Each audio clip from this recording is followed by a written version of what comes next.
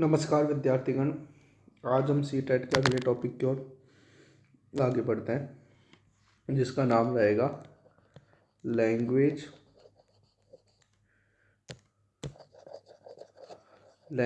And thought.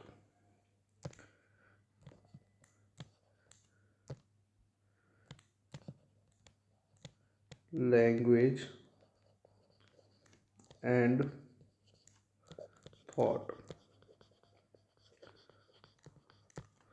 भाषा एवं विचार। भाषा एवं विचार, एक बात बिल्कुल ध्यान रहे, ना तो हमें इसे किसी का सिद्धांत पढ़ना है इसके अंतर्गत, ना हमको इसमें यह पढ़ना है कि बच्चे में भाषा विकास कैसे होता है। यहाँ इनके रिलेशंस को पढ़ना है हमको। एक बाल विकास में भाषा और विचार में क्या रिलेशन है, इस चीज़ को हमको पढ़ना है। तो हमको यहाँ पर जो प्रश्न उठता है वो यह उठता है, क्या विचार भाषा पर निर्भर करते हैं। पहला प्रश्न तो ये होता है कि क्या विचार भाषा पर निर्भर करते हैं। भाषा हम जानते ही हैं, सभी व्यक्ति अपनी भाषा से अपने विचारों को प्रस्तुत करते हैं। जरूरी है या नहीं ये जानना है, क्या विचार भाषा पर निर्भर करते हैं या विचार भाषा से स्वतंत्र होते हैं। विचार भाषा से स्वतंत्र होते हैं। तो इनको जानने के लिए हम विभिन्न प्रकार के दृष्टिकोणों को पढ़ते हैं। पहला जो दृष्टिकोण है वो है कि भाषा विचार को आकार देती है। सबसे पहले समझते हैं कि भाषा क्या है, जो विचार से क्या तात्पर्य है, क्या संबंध है उसका।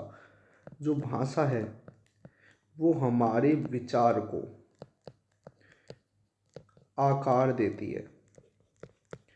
आकार देती है। भाषा विचार को क्या देती है? आकार देती है। कैसे? कि जिस भाषा में हम बोलते हैं उसी के बारे में हम ज़्यादा सोचते हैं। जिस भाषा में हम बोलेंगे हमारे सोचने की तरीके को वही प्रभावित करेगी जिस भाषा में हम बोलते हैं। इस परिकल्पना को जिस नाम से जाना जाता है कि जिस भाषा में हम बोलते हैं उसी भाषा में हम सोचने के तरीके हमारे क्या होते हैं? प्रभावित होते हैं। तो जिस भाषा में हम बोलते हैं वह हमारे सोचने के तरीके को प्रभावित करती है। जिस भाषा में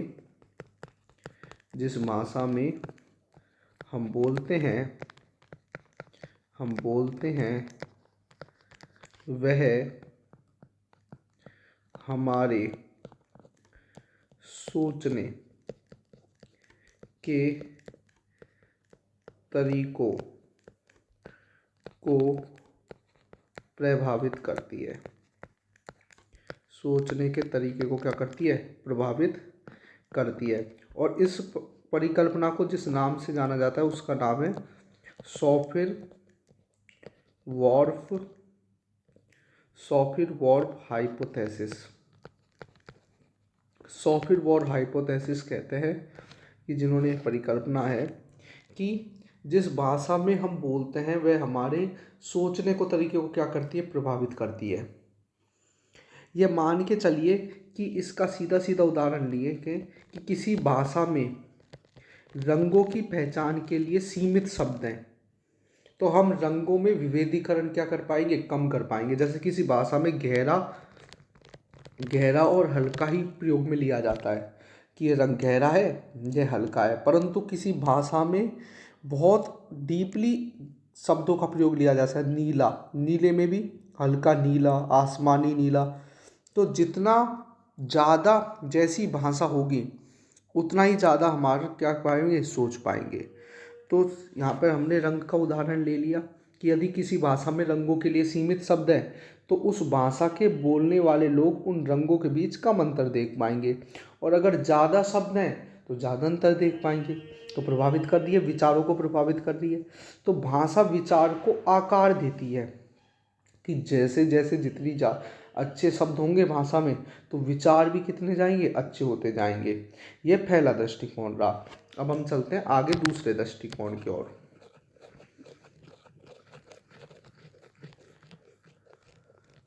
कि दूसरा दृष्टिकोण ये कहता है कि भाषा और विचार स्वतंत्र होते हैं। अब इसके विपरीत आ गया, वो कह रहा आकार देती है, अब कह रहे हैं कि भाषा और विचार क्या होते हैं, स्वतंत्र होते हैं। भाषा और विचार स्वतंत्र होते हैं।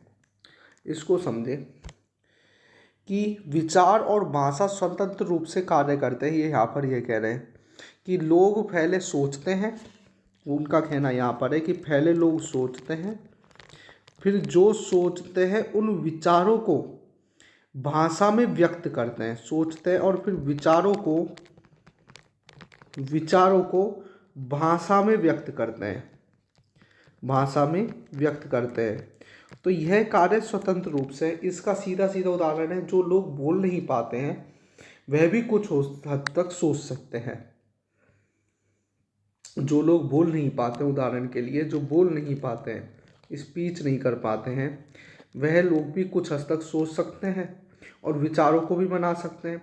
और उन विचारों को जरूरी नहीं है कि भाषा में ही व्यक्त करें, जरूरी नहीं है कि भाषा में ही व्यक्त करें, वो दूसरे तरीके से भी व्यक्त कर पाते हैं। तो भाषा और विचार स्वतंत्र होते हैं। ये अगला दृष्टिकोण आ गया। पहला क्या कहा कि आकार देती है, दूसरा दृष्टिकोण क्या कहा, स्वतंत्र होते हैं।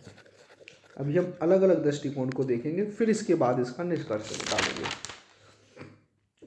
अगला आता है कि भाषा विचार को प्रभावित तो करती है। अगला दृष्टिकोण आता है कि भाषा विचार को प्रभावित करती है, प्रभावित करती है, लेकिन नियंत्रित नहीं करती,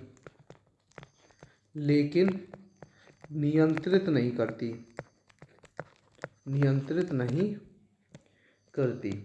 देखिए इसको समझे, इसका अर्थ क्या है कि भाषा विचार को प्रभावित तो करेगी परंतु क्या नहीं कर पाएगी, नियंत्रित नहीं कर पाएगी।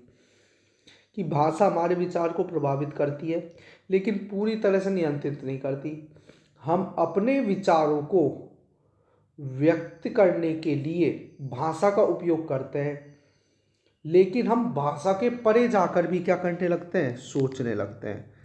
कि विचारों को व्यक्त करने के लिए क्या करते हैं, विचारों को व्यक्त करने के लिए क्या करते हैं, भाषा का उपयोग करते हैं, परंतु उन भाषा के परे जाकर भी सोचने लगते हैं। जैसे कविता में, आप अगर कविता में देखें कि विचार तो व्यक्त हो रहे हैं परंतु उस भाषा के परे सोचे जाता है कविता में।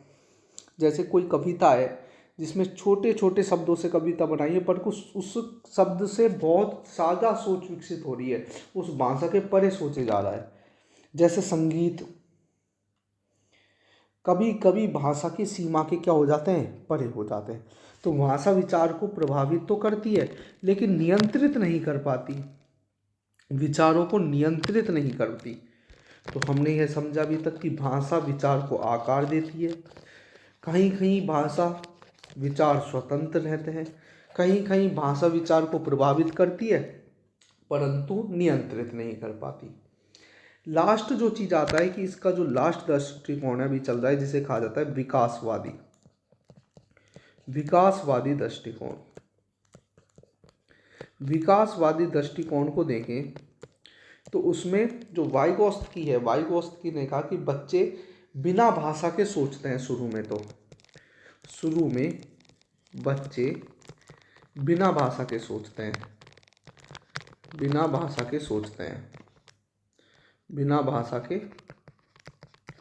सोचते हैं। शुरू में बच्चे बिना भाषा के क्या करते हैं, सोचते हैं। शुरू में बच्चे बिना भाषा के सोचते हैं, फिर भाषा उनके विचारों को संरचित करने लगती है और भाषा उनके संज्ञानात्मक विकास में महत्वपूर्ण हिस्सा बन जाती है। कि पहले तो बच्चे बिना भाषा के सोचते हैं, फिर बाद में भाषा उनके जो विचार है उनको क्या करने लगती है, संरचना बनाने लगती है, संरचित करने लगती है और फिर क्या करती है, ये संज्ञानात्मक विकास में क्या महत्वपूर्ण भूमिका अदा करती है। अब हम इसका निष्कर्ष निकालते हैं। तो निष्कर्ष में सबसे पहली बात यहाँ रहेगा कि भाषा और विचार में जो संबंध है, वो संबंध, भाषा विचार में जो संबंध है वह संबंध जटिल है और बहुआयामी, एक आयाम में नहीं देख सकते, विभिन्न आयामों में अलग अलग होगा। ये हमने अभी जाना, ठीक है। विकासवादी में अलग होगा, हम और चीज़ में लेके चलेंगे और अलग होगा। तो बीच में जो संबंध है जटिल है और बहुआयामी है। दूसरा भाषा, भाषा हमारे सोचने के तरीके को, भाषा हमारे सोचने के तरीके को प्रभावित करती है। भाषा हमारे सोचने के तरीके को क्या करती है, प्रभावित करती है। कि भाषा हमारे सोचने के तरीके को क्या करती है, प्रभावित करती है। यह कहना गलत है, यह कहना गलत है कि विचार पूरी तरह भाषा पर निर्भर होते हैं। विचार पूरी तरह